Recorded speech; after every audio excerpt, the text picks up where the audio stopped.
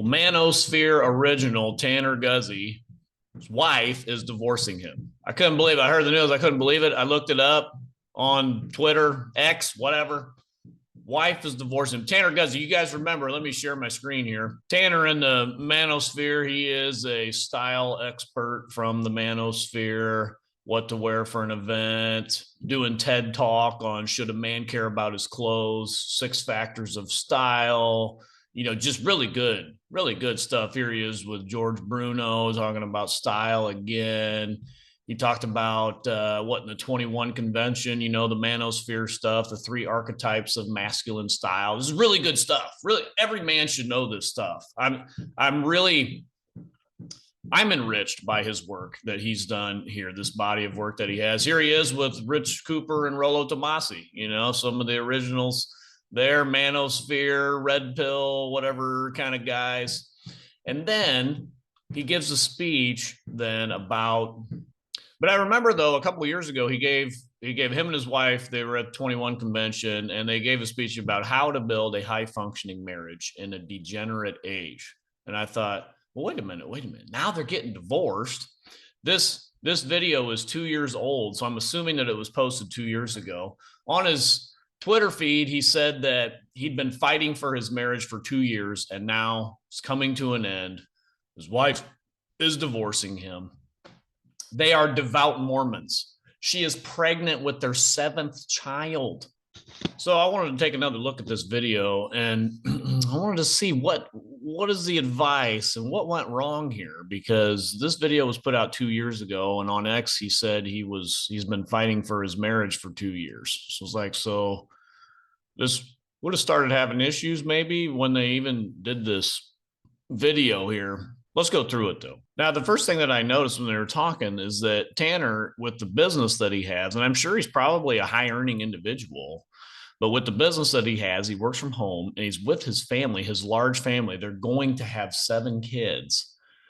He's with his family all the time. He's there helping in the home, doing those kinds of things. And I thought, well, I mean, that should make any wife happy, right? I would have thought so. Let me go to the video here. There are a few things that we make sure that happen every day, and some of them just happen organically. One of the best things about my being self-employed and the fact that we homeschool is that our mornings are entirely our own. And so one thing that typically happens most mornings is we kind of naturally just wake up when we wake up, and then our kids tend to wake up about half an hour after that, and we spend half an hour, 40 minutes just hanging out in our bed with all the kids piled in there, and everybody's just kind of goofing around, and it's a really just good start as far as being in contact with each other. So yeah, again, most mornings, half hour, 45 minutes, they're just hanging out in bed, messing around, having a good time, good family time. Man, what a nice life. What a nice life here we've got going on.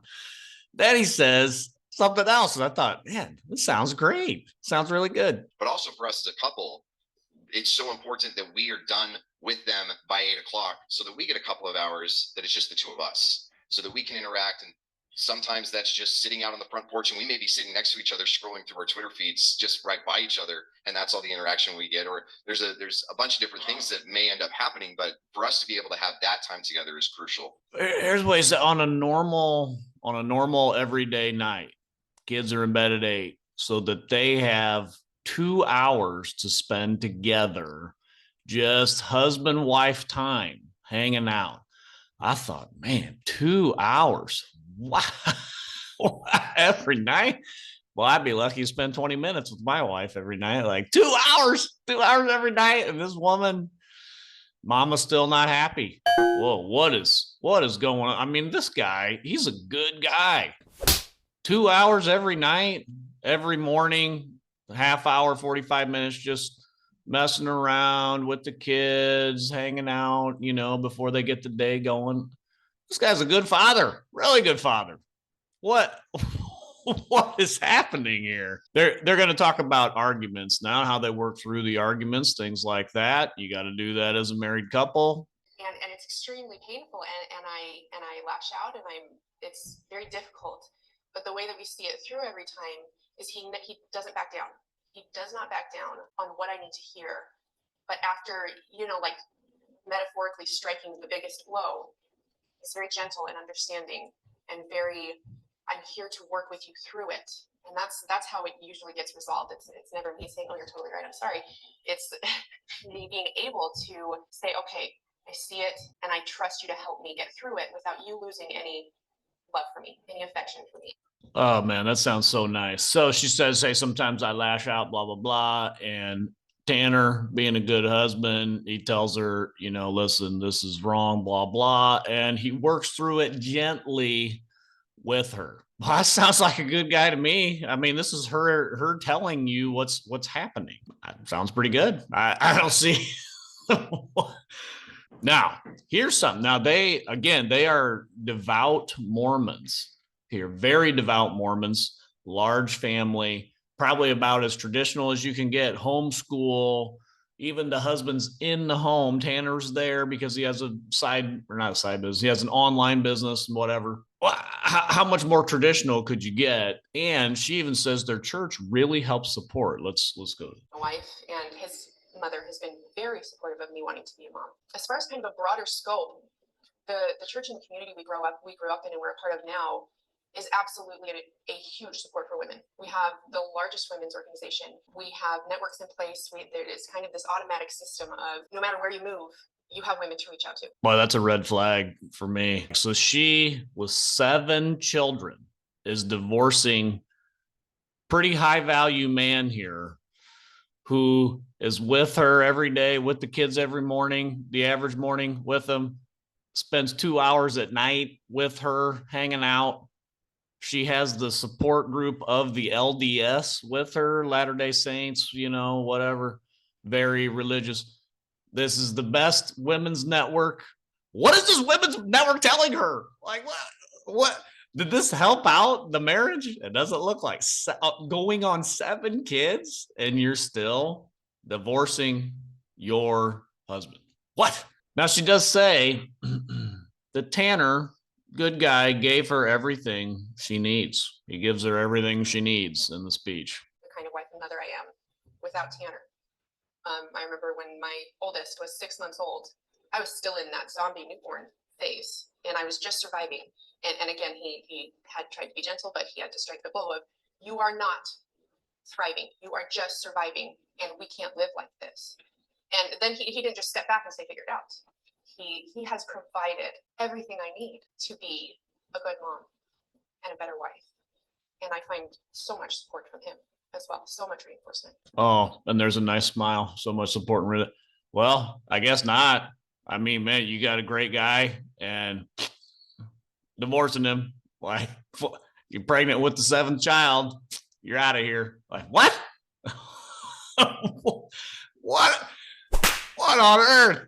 Oh my goodness. Gives me a headache listening to this stuff sometimes. Now, she does talk about how she is submissive, but still she is strong. She's strong and still submissive. Let's go. Yeah, what does it mean to you to be submissive and still strong? Because she is. She's both submissive and strong. How's that? Well, because the caricature is on both ends of being, you know, girl power, which is gross, and then submission, which is just feels like you dilute yourself, you know, and they're both, those extreme examples are both incorrect. I don't know, besides childbirth, that anything has taken as much strength from me to choose to let him lead, especially at first. It takes a lot of strength to choose to let him lead. And I guess she's not that strong anymore because you're done. Now, she talks about commitment here, that it's important for her to show the commitment for the kids, that they see that, blah, blah, blah. Let me go to that here. And where my impact as a woman is distinct. And part of that is not making sure I don't undermine Tanner in front of the kids. And, you know, because it's not like I can never speak my mind. It's not like that doesn't happen, but it's done privately. And that can be really difficult too. It's been 9 years and kind of like going to the gym. It's not like the weights get lighter, you get stronger. And so that sort of submission comes so much more naturally now. And I find so much security in it and peace and joy and fulfillment. And to be able to show my daughters that and to let my son see it in a different light. It's so much more enriching for all of us than to be constantly butting heads or to see or to have them wonder, how's this going to go today? Like, who do I need to turn to today? Just to have so much cohesion and unity. So much cohesion and unity. And she wants their kids to see that as well. And now, pregnant with their 7th child, she's divorcing her husband. Wow.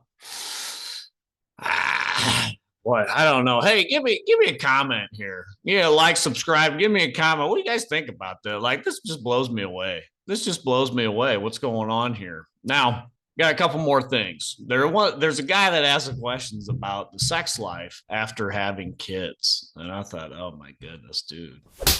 What? What? All right, let's see what they got to say. What the intensity, as far as what you would see on screen or on anything else, as far as the tactical approach to our marital relationship is different and a lot more tame than what it was when we were first married. But the connection, the intimacy, the spirituality, the way that we draw from each other, as far as my taking from her, taking from me, and the way that we draw closer to each other and everything is infinitely better. And so all right, so it's infinitely better, blah blah blah. Now I would wonder, does anybody really believe that? You know, I mean, I just not to get too personal here, but I've been married for what? How long have I been married now? 13 years. If you'd say, oh, it's better now than it ever was, like, I don't know. I think if you hook me up to a lie detector test, I don't know if I could say, if I could say that, honestly. I don't know. Probably getting a little too honest here. All right, let me move on. Let me move on. All right. I think that's one thing that has led us to a more fulfilling, enriching, intense sex life is that we have been more honest with each other, way more honest, without trying not, without getting defensive, we have just been a lot more open and honest with each other. And that has made a big difference. So the wife says, what makes it so good is being open and honest with each other. That's why it's continued to get better and better and better, open and honest, blah, blah. I don't know. I don't think I can identify. Maybe I got something going on here with myself and my own personal life, because I was like, what are they talking about? Like, I don't get it. I don't know. Maybe somebody give me a comment in the section here about that. Open and honest. Yeah, that's the key to having it better and better and better intimacy. I don't know. Anyway, let's wrap up. Let's wrap up here. She's talked about how she can trust him so much. She trusts him so much, and that is the key to their awesome marriage. All right, here we go. That because she stands for what's true and what's right. And I see her do brave, hard, strong, Guzy things. How can I not trust that? Because she's willing to put it out on the line. She's willing to do the work, and it happens. I see the results. It's like I said in my very opening speech, I've watched 9 years of her efforts bear very good fruit. And so why would I not continue to trust that if she continues to cultivate that it's going to continue to bear more very good fruit? And so we'll end with that thought. He's watched 9 years of her bearing good fruit. And so how could that not continue? Blah, blah, blah. And man, I feel bad. I really do feel bad for Tanner. Like, he seems like he's probably a great husband, trying to do the right things, yada, yada. I mean, how you're every breakfast, you're there every night, spending a couple hours with the wife, attending to her wants and needs. Ah, man, what went wrong here? What went wrong? Give me a comment below. I don't know. I mean, I just scratched my head at that. Now, being devout Mormons, from what I understand in the Mormon religion, that you and your wife populate your own planet into perpetuity when you reach the afterlife.